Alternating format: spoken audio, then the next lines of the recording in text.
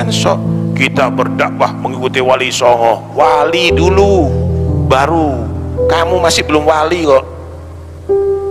Kalau kamu belum menjadi wali, jangan sok jadi seperti wali songo. Syariatnya masih kocar kacir kok, sholatnya masih berantakan kok, berjamaahnya masih nggak istiqomah, Qurannya jarang dipakai, istrinya buka aurat, anak-anaknya perempuan buka aurat, berdakwah menurut wali songo. Siapa kamu? Karya-karya tulis B. Alwi. Oh iya gitu. Di karya-karya tulis B. Alwi, setelah saya renungi dengan sungguh-sungguh Kiai. Setelah saya renungi, di waktu kita itu sudah mengatakan bahwa Habib itu tidak dzurriyyah Rasul, tapi kita masih setuju dengan fatwa-fatwanya Ba'alwi. Padahal mereka itu kan sudah tidak dzurriyyah Rasul, dan mereka sudah tahu, sudah diberitahukan bahwa silsilah mereka sudah terputus, tapi mereka masih mengkumandangkan bahwa dirinya adalah min dzurriyyati Rasul. Maka kita ini termasuk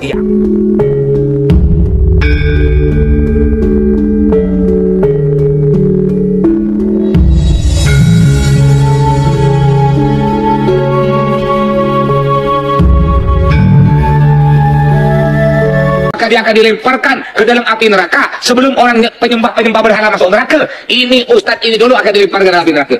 Di antaranya ustadz tak punya akhlak, ustadz yang kurang ajar kepada para habaib. Telapak kaki Habib yang nakal, telapak kaki Habib yang narkoba, yang maksiat, yang nakal, yang kotor, dibandingkan kepala kiai yang pakai sorban, masih lebih mulia telapak kaki Habib yang maksiat tersebut. Telapak kaki Habib yang narkoba, yang maksiat, yang nakal, yang kotor, dibandingkan kepala kiai yang pakai sorban, masih lebih mulia telapak kaki Habib yang maksiat tersebut. Kecong kiai kak, kacong, nggak batal dipakai kiai, bukan makai, tapi mata. Kiai, kayak kacong. Orang muliakan ente karena ente punya ilmu. Kalau ente tak punya ilmu, tak punya santri, tak mungkin ada orang muliakan.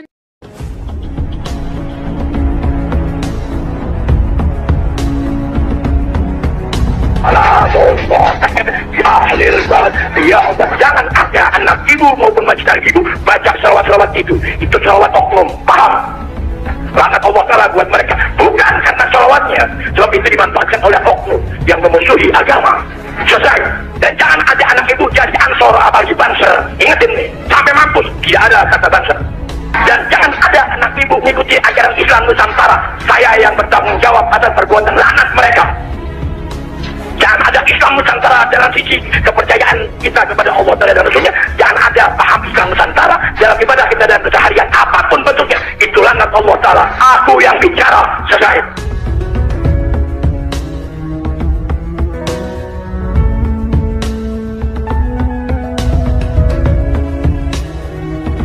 Loh, ngomong begitu, ini mau terus ya nih? Gimana kalau anda nanggok 2 kali? Biar Bapak Gubernur punya perasaan. Habib Ali sekali diri itu 400 juta, tapi bakal 8 kali ngomong ya. Jadi terima kasih banyak atas keberadaan antum seluruhnya ya.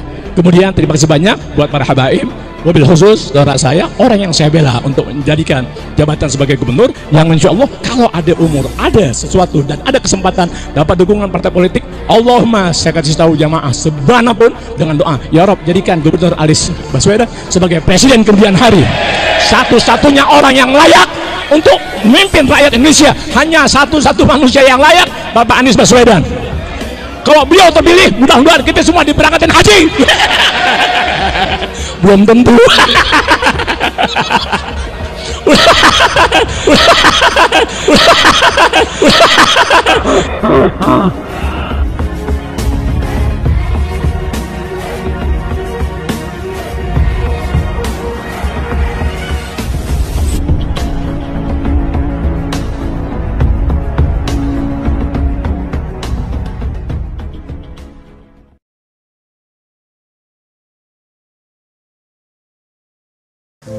Jangan sok kita berdakwah mengikuti wali songo. Wali dulu, baru. Kamu masih belum wali kok. Kalau kamu belum menjadi wali, jangan sok jadi seperti wali songo. Syariatnya masih kocar kacir kok, sholatnya masih berantakan kok, berjamaahnya masih nggak istiqomah, Qurannya jarang dipakai, istrinya buka aurat, anak-anaknya perempuan buka aurat, berdakwah menurut Wali Songo. Siapa kamu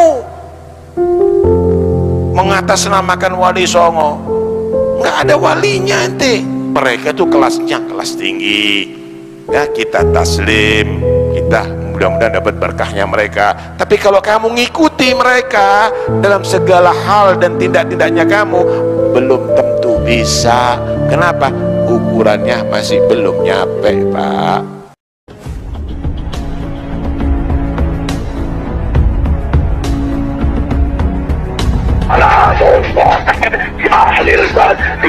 Jangan ada anak ibu maupun majikan ibu baca salawat-salawat itu salawat oknum, paham? Laknat Allah Ta'ala buat mereka, bukan karena salawatnya, sebab itu dimanfaatkan oleh oknum yang memusuhi agama. Selesai. Dan jangan ada anak ibu jadi ansor apalagi bangsa. Ingatin nih, sampai mampus tidak ada kata bangsa. Dan jangan ada anak ibu mengikuti ajaran Islam Nusantara. Saya yang bertanggung jawab atas perbuatan laknat mereka. Jangan ada Islam Nusantara dalam sisi kepercayaan kita kepada Allah dan Rasulnya. Jangan ada paham Islam Nusantara dalam ibadah kita dan keseharian apapun bentuknya. Itu laknat Allah Ta'ala. Aku yang bicara. Selesai.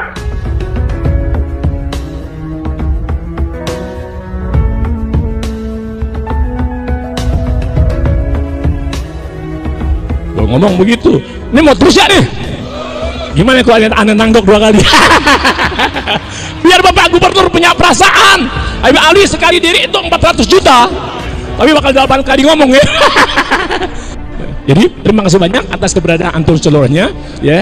Kemudian terima kasih banyak buat para habaib, wabil khusus saudara saya, orang yang saya bela untuk menjadikan jabatan sebagai gubernur, yang insya Allah kalau ada umur, ada sesuatu dan ada kesempatan dapat dukungan partai politik, Allahumma saya kasih tahu jamaah sebanapun dengan doa, ya Rob jadikan Gubernur Anies Baswedan sebagai presiden kemudian hari.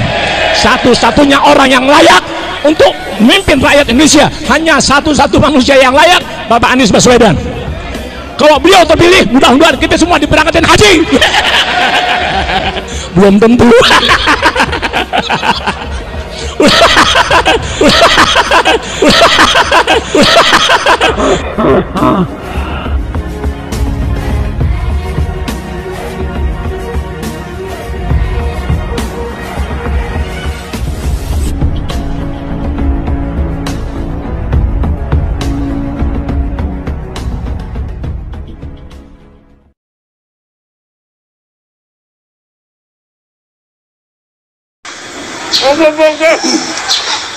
Jangan kan Bapak lah. Oke.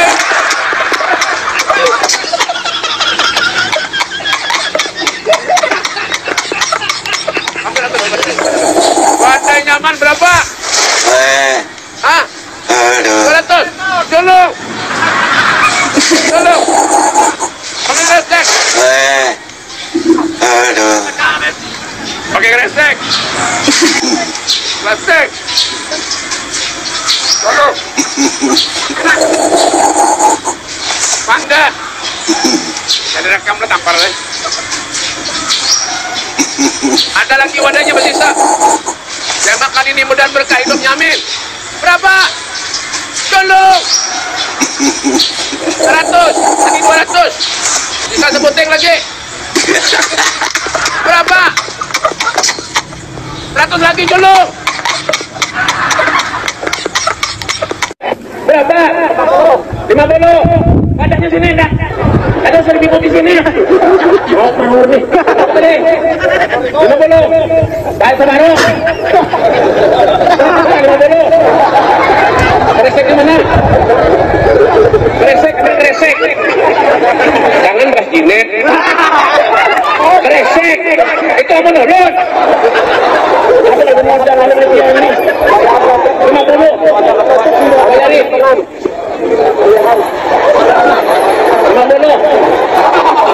Baik, 50. Duitnya baik. Apa itu terputusnya silsilah juga akan merembet pada terputusnya keilmuan. Contoh di Simtuduror apa di Risalah? Apa itu contohnya ya di Simtuduror ya. Simtuduror itu ada sebuah perkataan yang artinya begini. Habib Ali Al-Habsyi menerangkan bahwa Rasulullah itu dulu di waktu pembedaan dada, Habib Ali mengatakan bukannya mahal seton itu dibuang, bukan, tapi yang tadinya sudah bagus kemudian ditambahi kebaikannya. Ini bertentangan dengan cerita yang disampaikan oleh Rasulullah di Sahih Bukhari dan Sahih Muslim. A'udzu billahi minasyaitonir rajim. Bismillahirrahmanirrahim. Iya. Terputusnya nasab Habib Alwi itu tidak berimplikasi kepada berindikasi pada terputusnya keilmuan. Ternyata setelah saya pelajari kitab-kitab Ba'alwi, banyak kenyelenehan, banyak beberapa kisah-kisah khurafat, banyak beberapa fatwa-fatwa yang ngawur. Seperti contoh ya, ada kitab kitab Ba'alwi terkenal itu di Indonesia, yang terkenal itu di situ beliau berfatwa hukumnya tidak boleh menikahi Syarifah Habibah, nggak boleh. Nah ini sehingga saya itu perkiraan atau husnudon saya dibalik terputusnya silsilah, tidak terputusnya keilmuan, jebul enggak juga. Malah untuk mengembalikan keperawanan. Justru terputusnya silsilah juga akan merembet pada terputusnya keilmuan. Contoh di Simtuduror apa di Risalah? Contohnya ya di Simtuduror ya. Simtuduror itu ada sebuah perkataan yang artinya begini. Habib Ali Al-Habsyi menerangkan bahwa Rasulullah itu dulu di waktu pembedaan dada, Habib Ali mengatakan bukannya mahal seton itu dibuang, bukan, tapi yang tadinya sudah bagus kemudian ditambahi kebaikannya. Ini bertentangan dengan cerita yang disampaikan oleh Rasulullah di Sahih Bukhari dan Sahih Muslim, dan di kitab-kitab hadis banyak di mana Rasulullah cerita kalau mahal setonnya dibuang. Sementara di Simtuduror enggak, mahal setonnya enggak dibuang. Ini ada sebuah kisah yang bertentangan, yang berlawanan, sehingga menurut pemahaman saya sesungguhnya di saat kita mengatakan terputusnya silsilah Ba'alwi, kalau kita melihat Simtuduror juga terputusnya keilmuan Simtuduror. Bahkan ada banyak lah kitab-kitab Ba'alwi yang nyeleneh banyak. Tidak perlu saya jelaskan kecuali kalau ada kitabnya tak terangkan. Jadi terputusnya nasab Habib Alwi itu menjadi pembuka terbongkarnya ajaran-ajaran sesat di kitab-kitab yang karya-karya tulis Ba'alwi. Oh iya, gitu. Di karya-karya tulis Ba'alwi. Setelah saya renungi dengan sungguh-sungguh Kiai. Setelah saya renungi, di waktu kita itu sudah mengatakan bahwa Habib itu tidak dzurriyyah Rasul, tapi kita masih setuju dengan fatwa-fatwanya Ba'alwi. Padahal mereka itu kan sudah tidak dzurriyyah Rasul, dan mereka sudah tahu, sudah diberitahukan bahwa silsilah mereka sudah terputus, tapi mereka masih mengkumandangkan bahwa dirinya adalah min dzurriyyatir Rasul. Maka kita ini termasuk i'anatul bil maksiyat, i'anah maksiat, menolong kemaksiatan, karena mereka udah jelas-jelas tidak dzurriyyahnya Rasul. Loh, kok kita masih ngikutin orang-orang yang mengetahui bahwa dirinya sudah tidak dzurriyyah Rasul, tapi masih mengaku dzurriyyah Rasul, dan ajarannya sesat, dan ajarannya banyak yang keliru. Sehingga apabila kita ini ngikut mereka, sesungguhnya kita bagian daripada nulung kemaksiatan mereka, karena mereka itu adalah orang yang menipu atau yang ngaku-ngaku sebagai dzurriyyah Rasul. Makanya jangan heran apabila ada dzurriyyah Rasul yang ada di Indonesia itu nyeleneh itu, jangan heran itu. Banyak lah katanya Habib Lutfi luar biasa katanya. Justru kalau kita mau berangan-angan, habaib yang paling membahayakan itu Habib Lutfi. Saya sering dikocam habis-habisan tentang ini, karena Habib Lutfi ini beliau tidak apa itu sekeras Habib Rizik. Kalau Habib Rizik walaupun keras, di waktu ada apa itu hal-hal yang tidak diinginkan, beliau kan lari ke Arab Saudi, melarikan diri. Tapi Habib Lutfi ini dengan suaranya yang masya Allah lembut, yang masya Allah lembutnya yang luar biasa, tapi sangat-sangat membahayakan. Kenapa kok sangat-sangat membahayakan? Coba sekali-kali panjenengan coba di tempatnya Habib Lutfi, jangan cuman sehari 2 hari, 40 hari panjenengan kumpul dengan Habib Lutfi, nanti baru tahu asli daripada Habib Lutfi. Kalau hanya melihat sekilas, melihat apa itu jubahnya dan ya seperti anak kecil lihat apa itu, ya lihat orang yang pakai jubah. Di sini kan banyak orang-orang yang semacam itu. Jadi apa itu, walaupun kita ini beranggapan bahwa silsilah Ba'alwi itu terputus, itu bukan berarti hanya sekedar terputus silsilahnya saja, tidak. Tapi coba diteliti keilmuannya, ada hal-hal yang aneh, teliti orangnya, ada hal-hal yang aneh. Indonesia ini sangat antusias dengan Habib Syekh semisal, loh, kita orang ini percaya penuh dengan Habib Syekh yang imamahnya masya Allah, yang pembicaraannya masya Allah, yang pidatonya masya Allah, kemudian menipu dengan sebutan, dengan lantunan lagu Habib Rizik, Habib Rizik guru NU. Loh, ini menipu loh ini. Ini sangat-sangat menipu. Bagaimana jika Habib Syekh wafat, Habib Lutfi wafat, ulama-ulama pribumi wafat, anak keturunan kita akan mengatakan bahwa Habib Rizik gurunya NU. Kapan wong NU belajar pondok di tempat Habib Rizik? Panjenengan pernah mendengar Habib Rizik? Tidak pernah. Seakan-akan orang NU ini berguru dengan Habib Rizik, seakan-akan seperti itu. Itu tidak cuma itu saja, banyak penipu, apa itu tipuan-tipuan, banyak itu. Kalau pengen tahu caranya atau berteman dengan tokoh-tokoh Habib itu, coba temani selama 40 hari, nanti akan tahu. Temani selama 40 hari, coba itu di apa itu di Semarang itu ada Habib Umar itu, coba sekali-kali temani 40 hari. Jadi saya ini tidak hanya sekedar memframing jelek, enggak, coba temani selama 40 hari. Orang itu kalau pengen tahu kehebatan orang, lakukan metode arba'in. Lakukan metode arba'in. Wong ada orang mandul Gus, ada orang mandul nggak bisa hamil. Saya ijazahi metode arba'in Gus, langsung hamil loh Gus. Maksudnya metode arba'in gimana? Tak suruh berhubungan badan 40 hari non stop. Sebel. Makanya kalau ada orang ampuh jaduk dibedil dor, dimatikan benda dor, benda caranya ditembak nyampe 40 kali. Sebel mau tembak.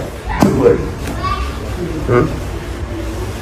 Ya terima kasih. Assalamualaikum warahmatullahi wabarakatuh. Waalaikumsalam.